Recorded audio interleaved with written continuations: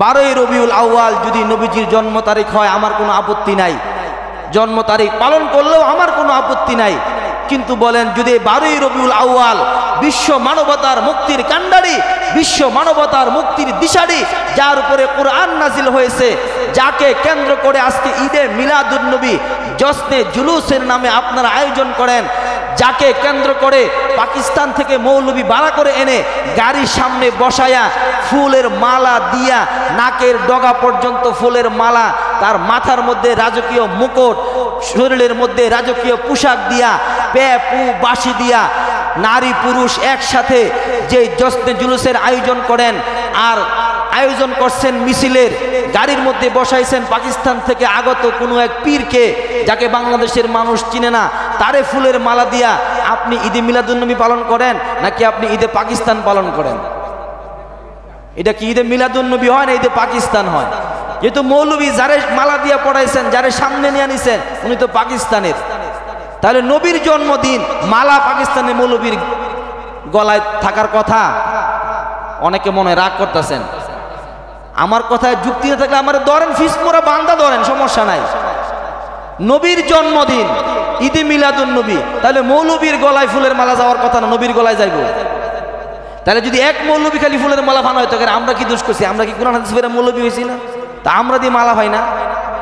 তাহলে এবার আসেন, ঠিক আছে আপনি করেন, যদি এই তারিখেই আবার ইতিহাস যদি প্রমাণ করে এই 12ই রবিউল আউয়ালেই আবার বিশ্ব মানবতার এই মুক্তির কাণ্ডারি নবী আমার মুহাম্মদুর রাসূলুল্লাহ সাল্লাল্লাহু আলাইহি সাল্লাম দুনিয়া থেকে বিদায় হয়েছে, তাহলে আপনি যে বিদায় হওয়ার পরেও, দুনিয়া থেকে চলে যাওয়ার পরেও জন্ম তারিখ পালন করবেন না মৃত্যু তারিখ পালন করবেন?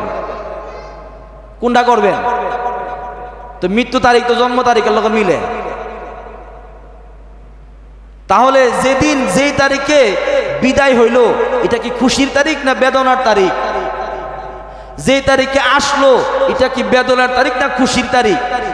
তাহলে খুশির তারিখ আগে হয়, খুশির তারিখটা তো আগে হয়েছে, উনি আসছে খুশি, আমরা যেদিন বিদায় হয়েছে, এখন কি এই খুশি এই বেদনারে দূর করে দিব?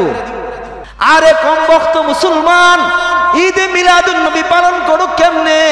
যিনি দুনিয়ার থেকে বিদায় হয়ে গেল, ওনার ব্যথাই তো সারা জীবন শুধু কান্দা দরকার ছিল। আহারে চলে গেছে, আহারে চলে গেছে, আহারে আহারে করা দরকার ছিল।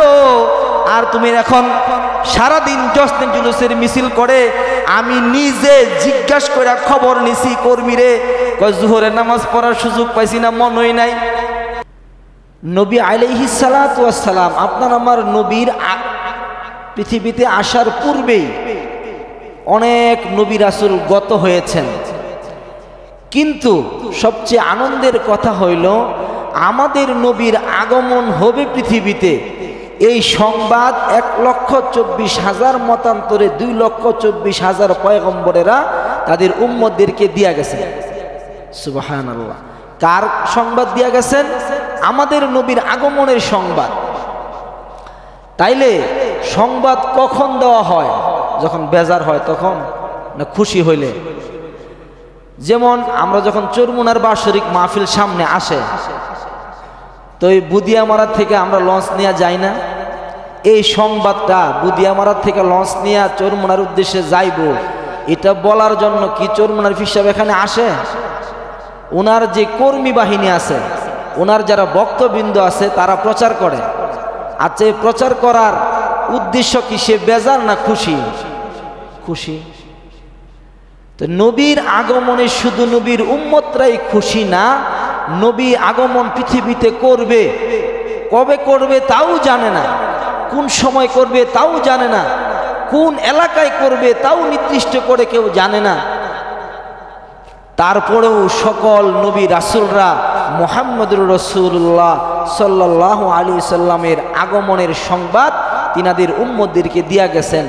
এতেই বোঝা যায় শুধু উম্মত খুশি না, উম্মতের সকল নবীরা মুহাম্মদুর রাসূলুল্লাহ সাল্লাল্লাহু আলাইহি সাল্লামের আগমনে খুশি। প্রিয় ভাইয়ারা আমার, মিলাদ, যেটাকে আমরা সিরাতের ভাষায় বলি মিলাদুন নবী, অর্থাৎ এই মিলাদুন নবী অর্থ হইল কারো জন্ম কারো জন্মের সময়, কারো জন্মের সময় এটাকে বলা হয় মিলাদ। আর মিলাদুন নবী, যখন নবী যোগ করে মিলাদ বলা হয় মিলাদুন নবী, তখন এটা খাসভাবে চলে যায় মুহাম্মদুর রাসূলুল্লাহ সাল্লাল্লাহু আলাইহি সাল্লামের উপরে। এখন আসেন, আমাদের নবী জন্মগ্রহণ করছে আর অন্যান্য নবীরা কি জন্ম ছাড়া হয়েছে? জন্মগ্রহণ করছে। দুনিয়াতে আর কোন নবীর নামে মিলাদুন নবী প্রচলিত নাই, কিন্তু আমাদের নবীর বেলায় মিলাদুন নবী শব্দটা ব্যাপক প্রচারিত, প্রসারিত এবং পরিচিত। কারণ ওইটাই যে আমাদের নবীর আগমনে সবাই খুশি, এবং আমাদের নবী শুধুই আমাদের নবী না, আমাদের নবী হচ্ছেন ইমামুল মুরসালিন। সুবহানাল্লাহ, জুড়ে বলেন সুবহানাল্লাহ। ইমামুল মুরসালিন, সকল নবীদের ইমাম হইল আমাদের নবী। তো এমন নবীর উম্মত আমরা খুশি না বেজার?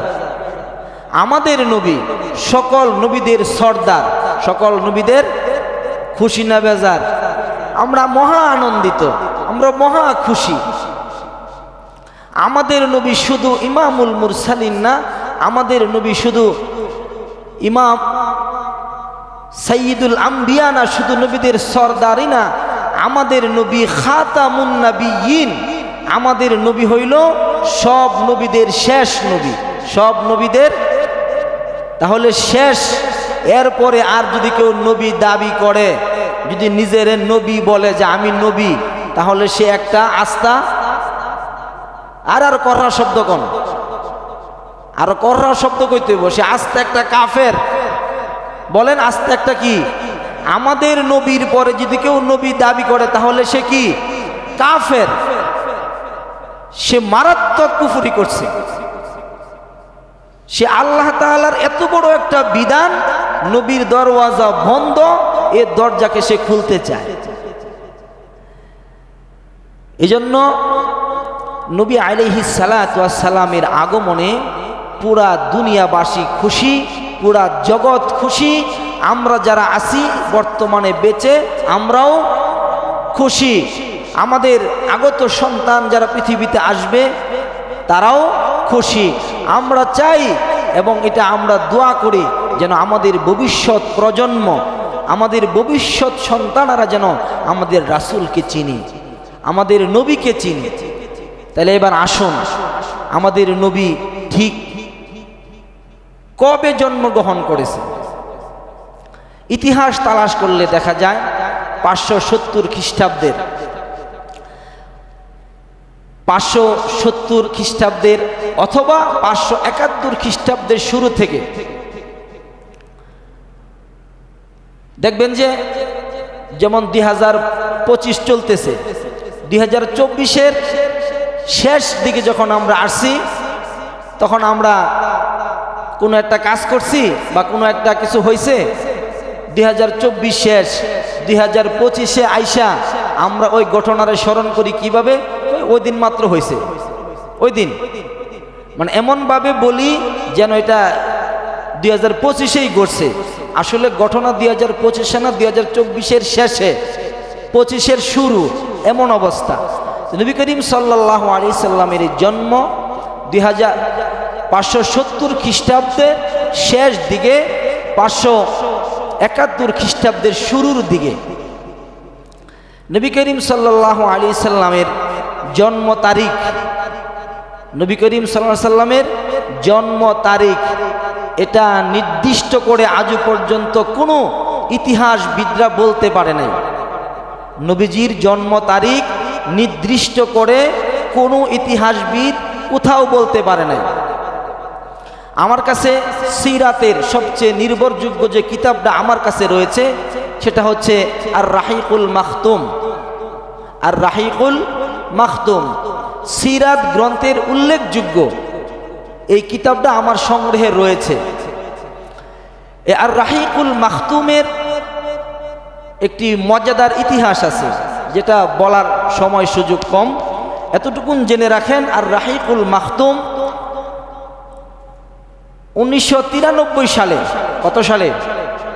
1993 সালে পাকিস্তানে আয়োজিত, পাকিস্তান গভর্নমেন্ট কর্তৃক আয়োজিত রাবেতায়ে উলামায়ে ইসলাম কর্তৃক পরিচালিত একটি সংস্থার অধীনে সিরাত কনফারেন্স হয়েছে, সিরাত প্রতিযোগিতা হয়েছে। সিরাত মানে কি?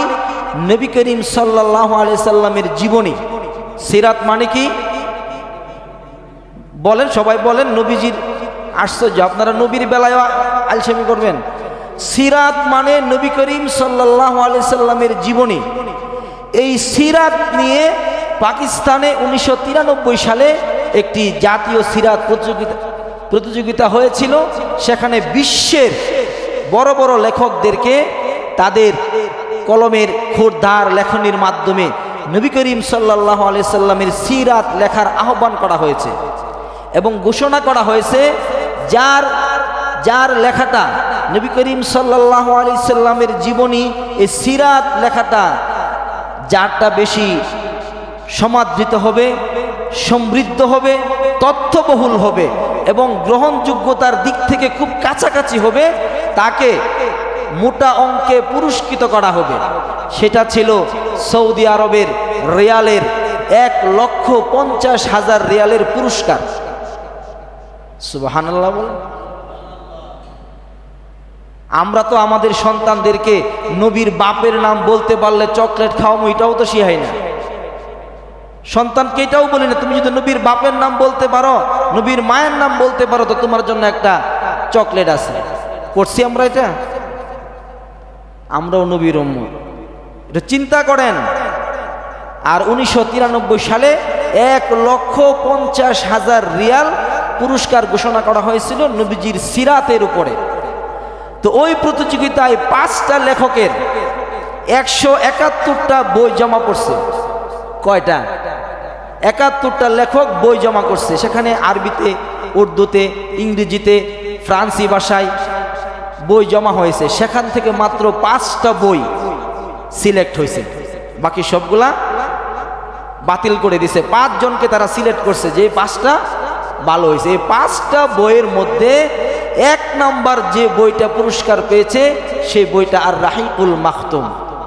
মুহতারাম হাজিরিন, এই আবাবিল যখন যাকে যাকে আসছে, ইতিহাসের মধ্যে লেখে প্রত্যেকটা আবাবিল পাখির মধ্যে 3টা করে গোলা বারুদ, ছোট্ট ছোট কংক্রিট ছিল, একবারে ছোট ছোট কংক্রিট। একটা আবাবিলের পাখির মুখের মধ্যে আরেকটা ডান পায়ে আরেকটা বাম পায়ে, এভাবে করে প্রত্যেকটা পাখি 3টা করে কংক্রিট নিয়ে আসছে। দেখতে কংক্রিট, দেখতে ক্ষুদ্র দানা, কিন্তু আল্লাহ তাআলা আবাবিল পাখির মধ্যে যেই দানাটা দিয়া দিয়েছিল, এই দানাটা দুনিয়ার অ্যাটমের চাইতেও আরো বেশি পাওয়ার।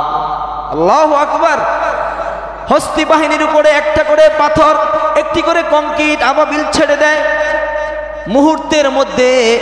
মুহূর্তের মধ্যে চোখের পলকে হস্তি বাহিনীর হাতি, বিশাল দেহের হাতিগুলা ঘইলা মোমের মতো ঘইলা মাটির সঙ্গে মিশে যাচ্ছে।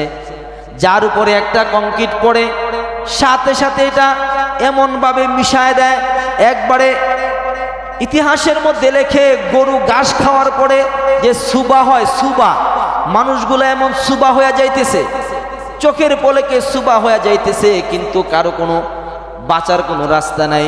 যখন আবাবিল আক্রমণ করেছে তো 60,000 সৈন্য বাহিনী তো নিজের প্রাণ বাঁচাইবার জন্য এবার এদিক সেদিক ছুটাছুটি আরম্ভ করে দিয়েছে।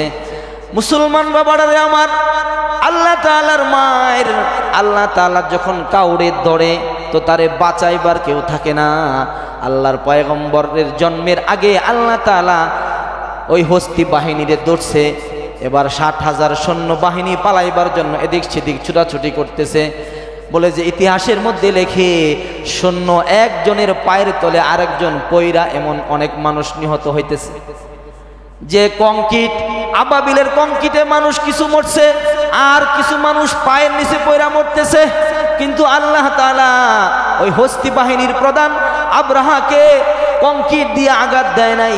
আল্লাহ তাআলা তারে এমন এক নতুন আযাব দিছে যেটা দুনিয়াতে আর কাউরে আল্লাহ দেয় নাই। এমন এক নতুন আযাব যে আব্রাহার আঙ্গুলের গিট, শরীরের যত গিট ছিল, যত আমাদের কি কই গাইড বলি, শরীরের যত গাইড ছিল সব গিট গাইড এগুলা খুলা গেছে। এগুলার মধ্যে কোনো জোড়া নাই, এগুলা আর কাজ করে না, জোড়া নাই। আব্রাহা পালানোর জন্য পালাইবার জন্য পিছনে ব্যাক করছে। আব্রাহা পিছনে যাইতে যাইতে যখন একটি জায়গার মধ্যে গিয়া সে উপস্থিত হয়েছে, ইতিহাসবেত্তারা ইতিহাসের মধ্যে আনছে যে আব্রাহা বিশাল দেহের অধিকারী। আব্রাহা তার গন্তব্যে ফেরার আগে একটা পাখির মতো হয়ে গিয়েছিল, এটা পাখির মতো হয়ে গিয়েছিল। অথচ তার উপরে আবাবিলের কংক্রিট পড়ে নাই, কিন্তু আল্লাহ তাআলার গজব, তার দাম্ভিকতার কারণে, তার ঔদ্ধত্যতার কারণে, তার এই নাফরমানির কারণে আল্লাহ তাআলা তাকে এমন এক অভিনব আযাব দিছে, যেই আযাবের ফলে বিশাল দেহের অধিকারী আব্রাহা মিশতে মিশতে একবার একটা পাখির সমান হয়ে গেছে। এই ঘটনা কখন ঘটছে? যখন পুরা দুনিয়া শাসন করে রোম আর পারস্য, তখন পুরা পৃথিবীর সুপার পাওয়ার। এই সুপার পাওয়াররা যখন এই সংবাদ পাইল যে বিশাল হস্তি বাহিনী আব্রাহা এই অবস্থা, তখন পারস্য আর রোমের ভিতরে একটা ভয় ঢুকছে। এই ভয়টা ঢুকায় দিয়া আল্লাহ তাআলা একদিকে কাবার ইজ্জত কিয়ামত পর্যন্ত সেভ করেছেন, কিয়ামত পর্যন্ত বাইতুল্লাহর মোহাব্বত, বাইতুল্লাহর আকর্ষণ মানুষের কলিজার মধ্যে বদ্ধমূল করেছেন। আরেকটা মেসেজ দিয়েছেন এই ঘটনার দ্বারা, যে যেই জমিনে আমার বাইতুল্লাহ, যেই জমিনে আমার ঘর, যেই জমিনে আমি আব্রাহাকে এভাবে পরাস্ত করেছি যে তাদের শরীর থেকে মাংস খইসা পড়ছে, তাদের দিকে তাকাইলে মনে হয়েছে যে গরু ঘাস খাওয়ার পরে যে উচ্ছিষ্ট জমে, সেই উচ্ছিষ্টের মতো তারা পড়ে আছে। আব্রাহাকে আমি মিশাইতে একটি পাখির জায়গায় নিয়ে আসছি। আমি ওই জমিনের মধ্যে, ওই ভূমির মধ্যে এমন এক মহামানবের আবির্ভাব করাবো, যেই জমিনের বিরুদ্ধে কথা বলার মতো শক্তি তখন আর কারো থাকবে না। আল্লাহ সুবহানাহু ওয়া তাআলা এই মক্কা জমিনের মধ্যে 12ই রবিউল আউয়াল অধিক প্রসিদ্ধ, কিন্তু ইতিহাস তালাশ করলে পাওয়া যায় 9 রবিউল আউয়াল। অধিকাংশ ইতিহাসবিদের মতে 9 রবিউল আউয়াল আপনার আমার নবীর জন্ম। আগেই বলছিলাম যে ভবিষ্যতে একটা বাচ্চা কি হবে এটা কেউ জানে না। যখন আমাদের সন্তান কেউ এমপি হয়ে যায়, তখন আমরা সবাই তার মাথাত লইয়া নাচি। আবার যদি তার জীবনের দিকে তাকাই, আজ থেকে যদি 50 বছর আগে তার জীবনে তাকাই, তো দেখা যায় যে তারে আমরা কানা ধইরা টানছি, নাকি 50 বছর পরে সে এমপি হয়েছে, ঠিক না? নবী করিম সাল্লাল্লাহু আলাইহি সাল্লাম যখন জন্মগ্রহণ করছে, তখন কিছু অলৌকিক ঘটনা ঘটছে, কিন্তু এই ঘটনার দ্বারা তখনই এটা কেউ প্রমাণ করতে পারে নাই যে এটাই শেষ নবী, এটা প্রমাণ করতে পারে নাই। আল্লাহ সুবহানাহু ওয়া তাআলা নবী করিম সাল্লাল্লাহু আলাইহি সাল্লামের জিন্দেগীর বড় একটা অংশ 40 বছর, কয় বছর? 40টা বছর মক্কা নগরীতে রাইখা শুধুমাত্র উনি যে একজন নবী, উনি যে একজন সত্যবাদী, উনি যে একজন রাসূল হবেন, উনার উপরে যে আল্লাহ তাআলা ওহী নাজিল করবেন, উনি যে আল আমিন, উনি যে সত্যবাদী, উনি যে সাহসী, ওনার যে আদর্শ আখলাক ভালো, এটা মক্কা নগরীতে প্রতিষ্ঠা করার জন্য আল্লাহ সুবহানাহু ওয়া তাআলা 40টা বছর নবীর সময় দিয়েছে। 40 বছর সময় যাওয়ার ভিতর দিয়া মক্কা নগরীতে উনি শিশু থেকে বৃদ্ধ অবস্থায়, যুবক অবস্থায় উপনীত হয়েছেন। এই যে লম্বা 40টা বছর মক্কার কাফের, ইহুদি, খ্রিস্টানরা উনারে দেখলো, দেখার ফলে এই মক্কার কাফের বেঈমানরা উনারে কি উপাধি দিছিল? আল আমিন। প্রিয় ভাইয়ারা আমার, 40 বছর পরে নবী করিম সাল্লাল্লাহু আলাইহি সাল্লামের কাছে একদিন ওহী আসছে। এই আলোচনায় যাব আমি পরে। আজকে আমি যেটা আপনাদের সামনে খুলাসা করতে চাই, নবী করিম সাল্লাল্লাহু আলাইহি সাল্লামের বাবার নাম কি? আব্দুল্লাহ। দাদার নাম কি? এরপরে আর জানেন? এরপরে নবী করিম সাল্লাল্লাহু আলাইহি সাল্লাম, ওনার বাবার নাম আব্দুল্লাহ, ওনার দাদার নাম আব্দুল মুত্তালিব, ওনার বাবার নাম হাশিম, ওনার বাবার নাম আব্দে মানাফ, ওনার বাবার নাম কুসাই, ওনার বাবার নাম কিলাব, ওনার বাবার নাম মুররা, ওনার বাবার নাম কাব, ওনার বাবার নাম লুই, ওনার বাবার নাম গালিব, ওনার বাবার নাম ফাহার, ওনার বাবার নাম মালিক, ওনার বাবার নাম আন-নাদর, ওনার বাবার নাম কিনান। এভাবে করে নবী করিম সাল্লাল্লাহু আলাইহি সাল্লামের বংশধারা হযরত ইসমাঈল আলাইহিস সালাতু সালাম পর্যন্ত সম্পৃক্ত। নবী করিম সাল্লাল্লাহু আলাইহি সাল্লামের সিরাতের ভিতরে এত বিস্তর আলোচনা, এত বিস্তর ঘটনা, এত বিস্তর তথ্য, যেইগুলা শুনতে গেলেও ঠান্ডা মাথার প্রয়োজন, বলতে গেলেও খুবই ঠান্ডা মাথার প্রয়োজন। নবী করিম সাল্লাল্লাহু আলাইহি সাল্লাম পৃথিবীতে আসার 1000 বছর আগে হযরত ইব্রাহিম আলাইহিস সালাতু ওয়াস সালাম দোয়া করছে আল্লাহর কাছে,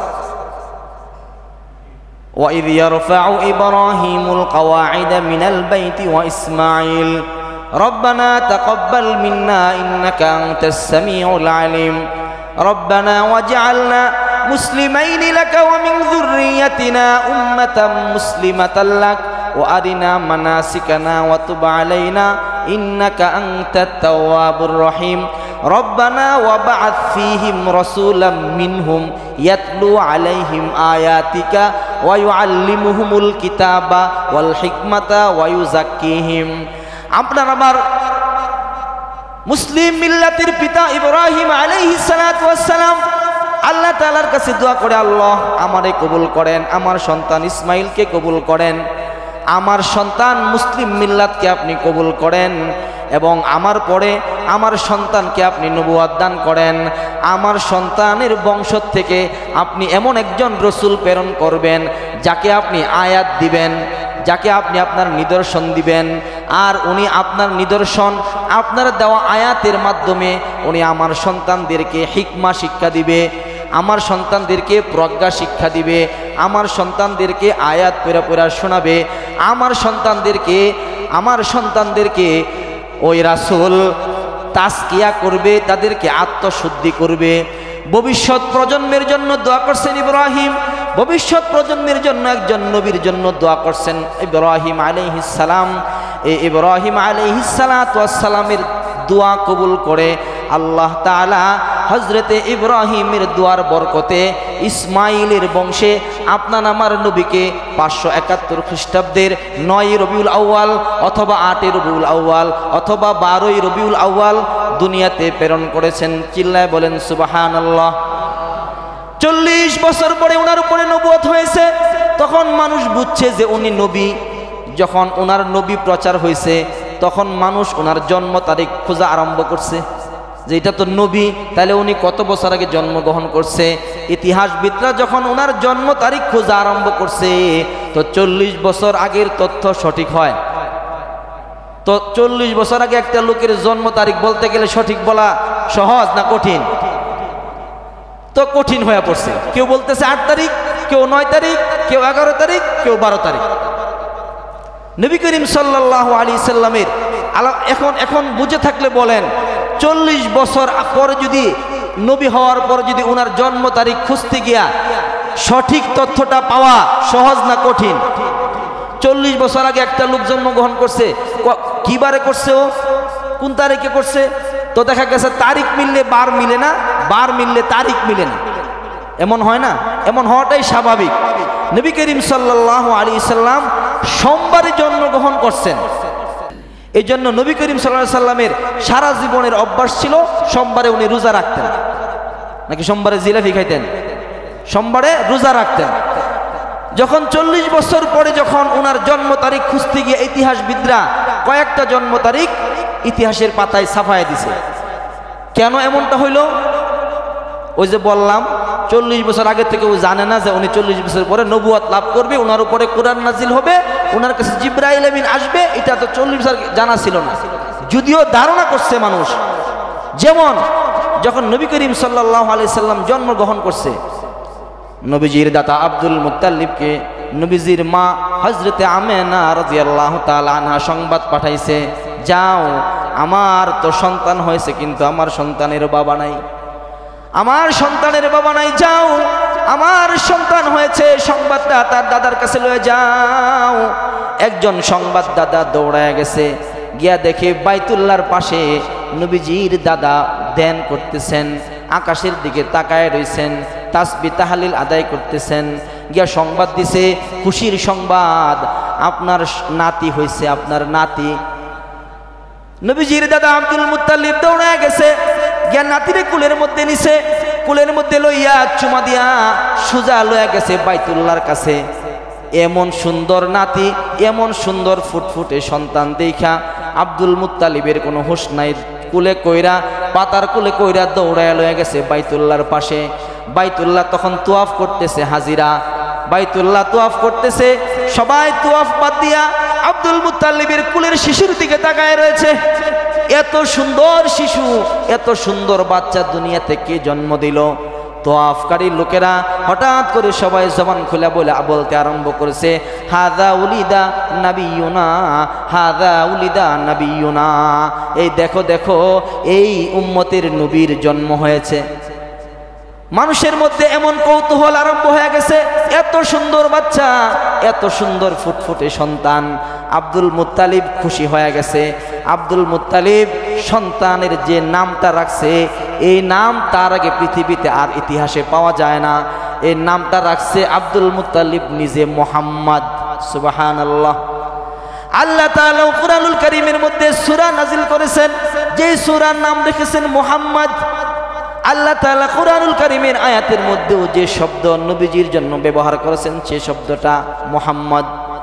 আল্লাহর পয়গম্বর মুহাম্মদুর রাসূলুল্লাহ সাল্লাল্লাহু আলাইহি সাল্লামকে আল্লাহ তাআলা যখন কোনো বিশেষণ নাম দিয়া ডাকছে, এই বিশেষণের নামগুলোও ছিল সবচেয়ে চমৎকার এবং বিউটিফুল নেম। এত সুন্দর নাম আর কারো হয় না। নবী করিম সাল্লাল্লাহু আলাইহি সাল্লামের জন্ম হয়েছে 570 অথবা 71 খ্রিস্টাব্দের।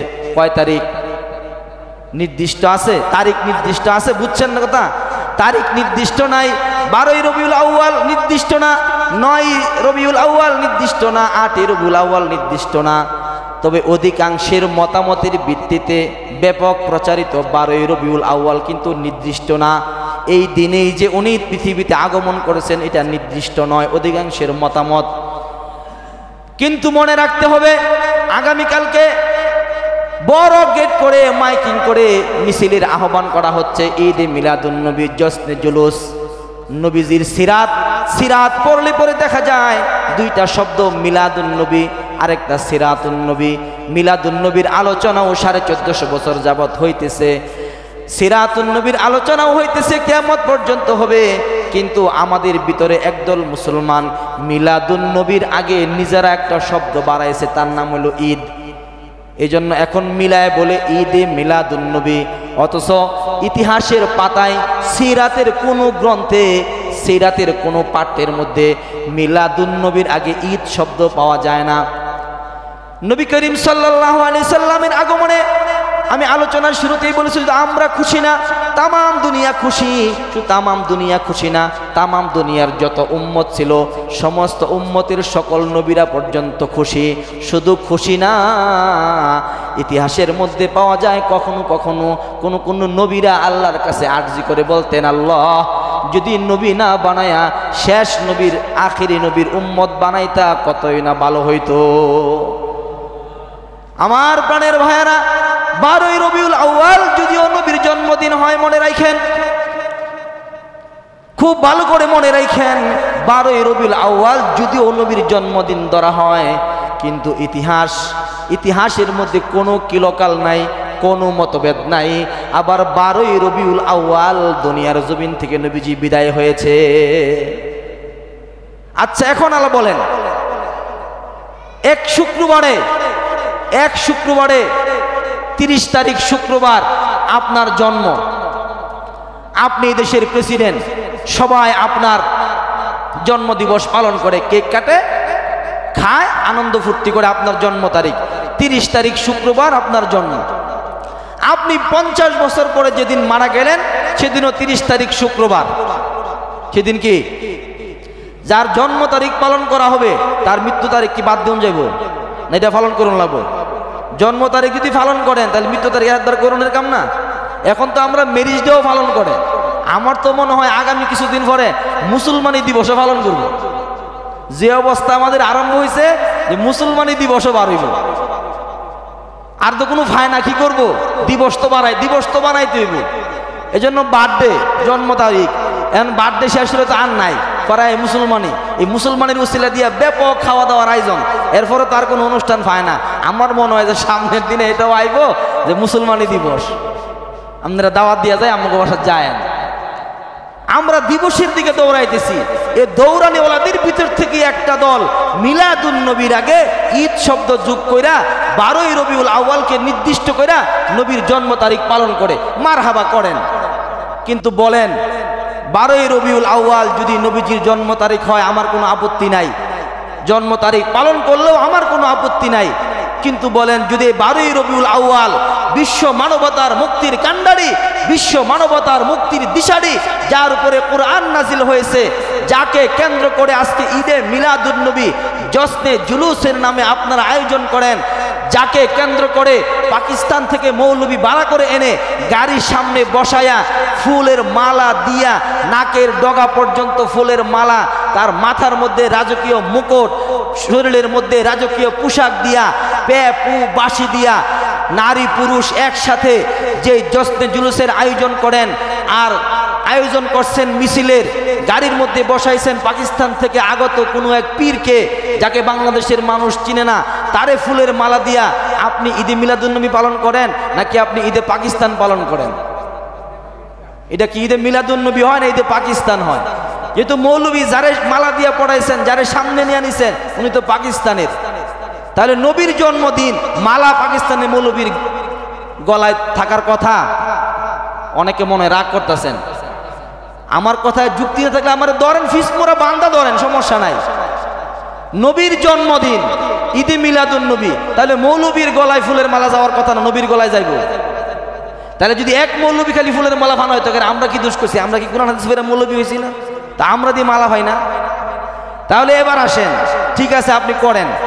যদি এই তারিখেই আবার ইতিহাস যদি প্রমাণ করে এই 12ই রবিউল আউয়ালেই আবার বিশ্ব মানবতার এই মুক্তির কাণ্ডারি নবী আমার মুহাম্মদুর রাসূলুল্লাহ সাল্লাল্লাহু আলাইহি সাল্লাম দুনিয়া থেকে বিদায় হয়েছে, তাহলে আপনি যে বিদায় হওয়ার পরেও, দুনিয়া থেকে চলে যাওয়ার পরেও জন্ম তারিখ পালন করবেন না মৃত্যু তারিখ পালন করবেন? কোনটা করবেন? তো মৃত্যু তারিখ তো জন্ম তারিখের লগে মিলে। তাহলে যেদিন যেই তারিখে বিদায় হইল এটা কি খুশির তারিখ না বেদনার তারিখ? যে তারিখে আসলো এটা কি বেদনার তারিখ না খুশির তারিখ? তাহলে খুশির তারিখ আগে হয়, খুশির তারিখটা তো আগে হয়েছে, উনি আসছে খুশি, আমরা যেদিন বিদায় হয়েছে এখন কি এই খুশি এই বেদনারে দূর করে দিব? এই খুশিয়ে নবী বিদায়ের বেদনা, নবী বিদায়ের দুঃখ উম্মত বুইলে খালি আনন্দ করব? নাকি এই এত খুশি হওয়ার পরে যাকে কেন্দ্র করে আমরা এত খুশি, উনি যখন বিদায় হয়ে গেলেন কেমন মহামানব ছিলেন, কেমন লোকটা পৃথিবীর থেকে বিদায় হয়ে গেলেন। ওয়ামা আরসালনাকা ইল্লা রাহমাতাল লিল আলামিন।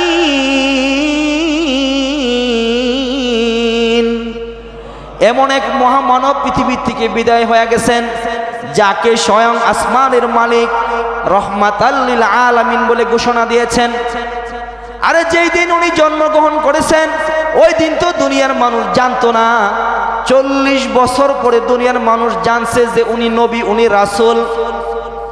তখন উনার ভক্ত অনুরাগ তামাম দুনিয়াতে ছড়ায় পড়েছে, ওনার জন্য জীবন দেওয়ার জন্য মানুষ তৈরি হয়ে গেছে, ওনার ভালোবাসায় মানুষ ঘর সংসার ছাইরা দিতে রাজি হয়ে গেছে, ওনার পাওয়ারে, ওনার ক্ষমতার পাওয়ারে মক্কা নগরীর বড় বড় লিডাররা দরজা লাগাইয়া ফেলতে বাধ্য হয়েছে।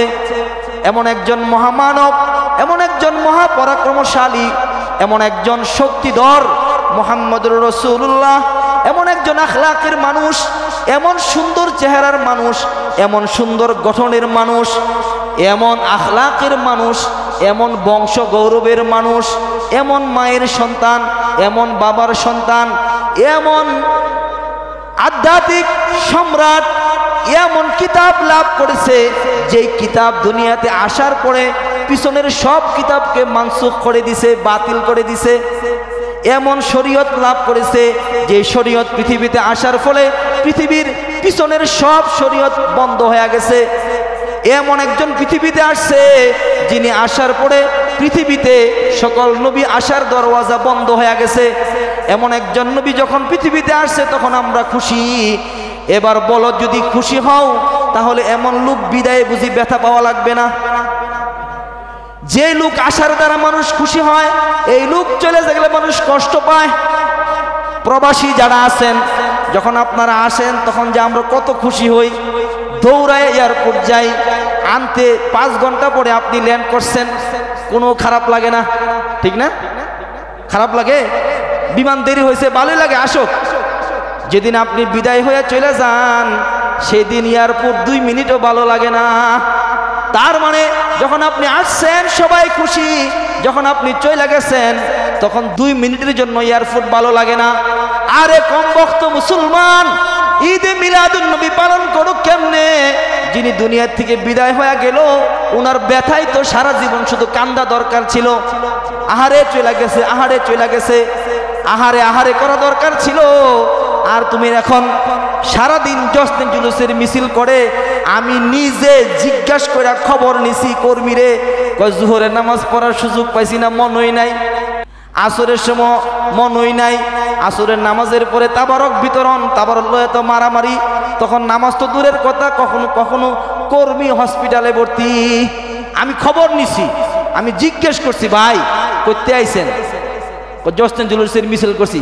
জোহরের নামাজ পড়ছেন? মন হই নাই। আসরের নামাজ পড়তেন না?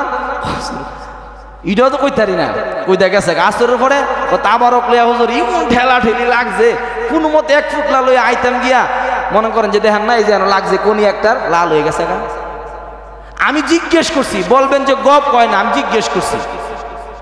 প্রিয় ভাইয়ারা আমার, নবী করিম সাল্লাল্লাহু আলাইহি সাল্লামের এই জন্মের মাসে ঈদে মিলাদুন নবী পালন করার চাইতে ঈদে সুখ পালন করা দরকার, সুখ পালন করা দরকার। এই জন্যই, যেহেতু একটা করলে আরেকটা বাদ যায়, এই জন্যই ইসলামের ইতিহাসে, শরীয়তে ইসলামে নো জন্ম দিবস, নো মৃত্যু দিবস, no Valentine day, no marriage day, নাই। এইগুলা ইসলামে নাই। একটা করলে আরেকটা বাদ দেওয়া লাগে, এগুলা ইসলামে নাই। এই জন্ম তারিখ, নবী করিম সাল্লাল্লাহু আলাইহি সাল্লাম বিদায় হয়ে গেছেন 1450 বছর। 1450 বছর ইতিহাসে কখনো তো আমরা তোমাদেরকে সুখ মিছিল করতে দেখলাম না। 12ই রবিউল আউয়াল আসলে খালি জশ্নে জুলুসের মিছিল, জশ্নে জুলুসের মিছিল করো, ভালো কথা, কিন্তু নবী করিম সাল্লাল্লাহু আলাইহি সাল্লাম কি তোমাদের শুধু জশ্নে জুলুসের মিছিল শিক্ষা দেয়া গেছে? প্রিয় ভাইয়ারা আমার, এজন্য কোনো ধরনের জশ্নে জুলুসের নামে কোনো মিছিলে সর্বসাধারণ আপনারা এগুলোর থেকে নিজের বাঁচায় রাখবেন। নবী করিম সাল্লাল্লাহু আলাইহি সাল্লাম দুনিয়াতে আসছেন আপনাকে আখলাক দেওয়ার জন্য, আপনাকে সুন্নাত দেওয়ার জন্য, আপনার মুক্তির রাস্তা দেখাইবার জন্য। আপনার কর্তব্য আপনি খুঁজে খুঁজে বের করে কোনটা আপনার মুক্তির রাস্তা, কোনটা আপনার সুন্নাত, কোনটা নবীর শিক্ষা, কোনটা নবীর আদর্শ, ওইটা বাস্তবায়নের জন্যই নবী করিম সাল্লাল্লাহু আলাইহি সাল্লাম মক্কা থেকে মদিনায় গেছেন, মদিনা থেকে মক্কায় আসছেন। অনেকগুলা যুদ্ধ বিগ্রহ নিজে হাতে করেছেন মানুষকে দিন শিখবার জন্য, মানুষকে ঈদে মিলাদুন নবী আসলে পরে শুধুই 12ই রবিউল আউয়ালে তাবারক খাওয়ার জন্য না। এজন্য স্পষ্ট মনে রাখবেন, 12ই রবিউল আউয়াল যদিও নবীর জন্মদিবস হয়, আনন্দের দিন হয়, আনন্দের দিনটাকে পুরা ম্লান করে দিয়ে গেছেন নবীজির বিদায়। কথা ঠিক না বেঠিক? এজন্য আগামীকাল যদি ধরেন নবীর জন্মদিন, রোজা রাখবেন, দান সদকা করবেন, নবী করিম সাল্লাল্লাহু আলাইহি সাল্লামের উপরে বেশি বেশি দুরূদ পড়ার চেষ্টা করবেন। সাল্লাল্লাহু আলাইহি সাল্লাম, সাল্লাল্লাহু আলাইহি সাল্লাম, আল্লাহুম্মা সাল্লি আলা মুহাম্মদ সাল্লাল্লাহু আলাইহি সাল্লাম দুরূদ পড়বেন। একজন মুফাসসির, একজন বিজ্ঞ আলেম বলেছেন, যদি মানুষের মুখ থেকে কথা বলার ঘ্রাণ বের হইতো, মানুষের মুখ থেকে যদি কথা বলার ঘ্রাণ বের হইতো, তাহলে পৃথিবীর সবচেয়ে আকর্ষণীয় এবং দামি গ্রামটা যেই শব্দের দ্বারা বের হইতো ওই শব্দটা হচ্ছে সাল্লাল্লাহু আলাইহি ওয়াসাল্লাম। এত দামি শব্দ। এই জন্য আমাদের মাহে রবিউল আউয়ালে নবী করিম সাল্লাল্লাহু আলাইহি সাল্লামের আদর্শ, নবী করিম সাল্লাল্লাহু আলাইহি সাল্লামের সুন্নাহ, এইগুলা আমাদের জিন্দিগিতে বাস্তবায়নের জন্য আবার রোপণ করি, প্রতিজ্ঞা করি যেন আল্লাহ তাআলা এই রবিউল আউয়ালের উসিলায় আল্লাহ তাআলা যেন আমাদেরকে আবার নতুনভাবে, নতুন উদ্যোগে, নতুন উদ্যমে আল্লাহর নবীর সুন্নত আমাদেরকে বাস্তবায়ন করার তৌফিক দান করেন। ওমা আলাইনা ইল্লাল বালাগ।